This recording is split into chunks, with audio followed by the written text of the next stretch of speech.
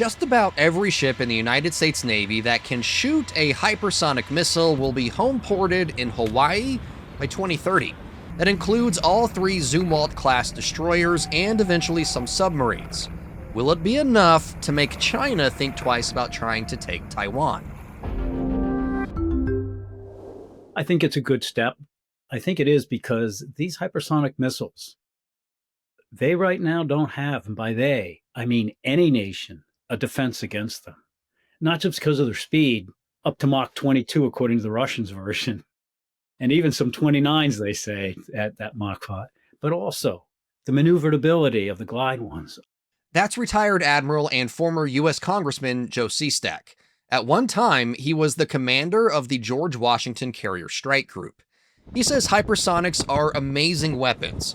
Not only fast, but maneuverable. Hypersonics give militaries a chance to hit targets from very far away before an enemy has time to react or reposition. And like the Admiral says, the missiles can maneuver at Mach speeds, meaning most modern defenses cannot stop them. More on that later. Sestak says he's glad to see the Navy sending the hypersonic-armed Zumwalts to Hawaii. However, since each boat can only carry 12 hypersonics apiece, that isn't exactly going to stop an invasion force should China launch one. If I was the commander of the 7th Fleet, yes, I would like to have a couple hundred of those. Because assuredly, you are going to have miscues. Assuredly, the network is going to go down. And it might only go down in one place, but not the other. So redundancy of this would be critical, I think.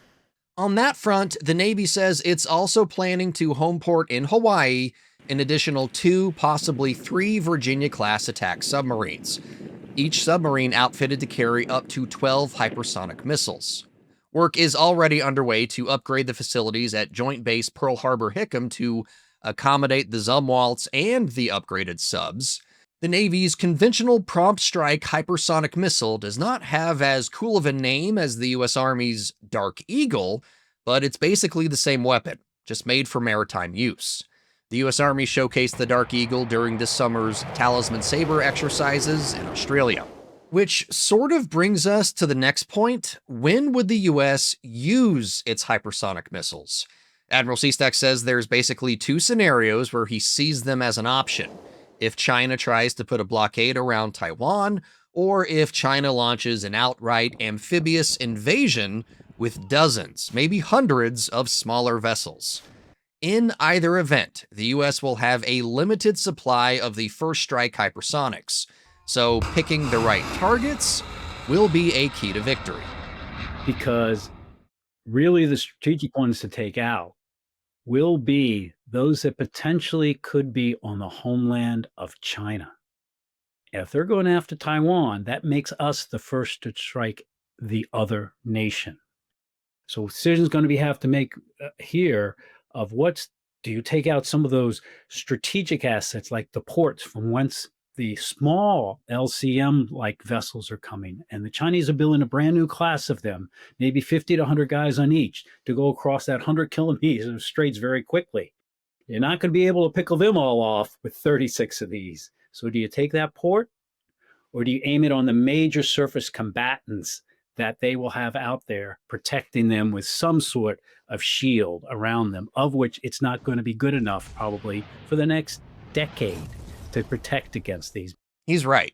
Currently, there really isn't a widely deployed, effective defense against hypersonic weapons, neither on the US side of the equation nor her adversaries. But that cat and mouse game between missiles and missile defense could be evening out soon. The Japanese are making significant strides on ship-mounted electromagnetic railguns that fire bolts of metal. Israeli-based Rafael says its iron beam laser system is ready for wide-scale deployment, and the company is working with Lockheed Martin to field a maritime version as well. And since Zumwalts are the most technologically advanced ships in the U.S. fleet, Sestak says they are perfect candidates to field laser defense weapons, giving the once-maligned Zumwalts a formidable 1-2 punch. And that to have that missile defense capability that truly can handle anything ballistics or hypersonics that they were envisioning, that would be an awesome capability to bring about, along with the hypersonics that you're defending not just these three ships, but for surety that carry a battle group.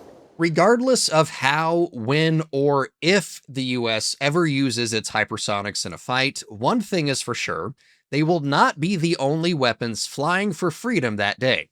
Hypersonics will play a significant part of a layered battle plan, but they are just one part. For more reporting like this, download the Straight Arrow News app today.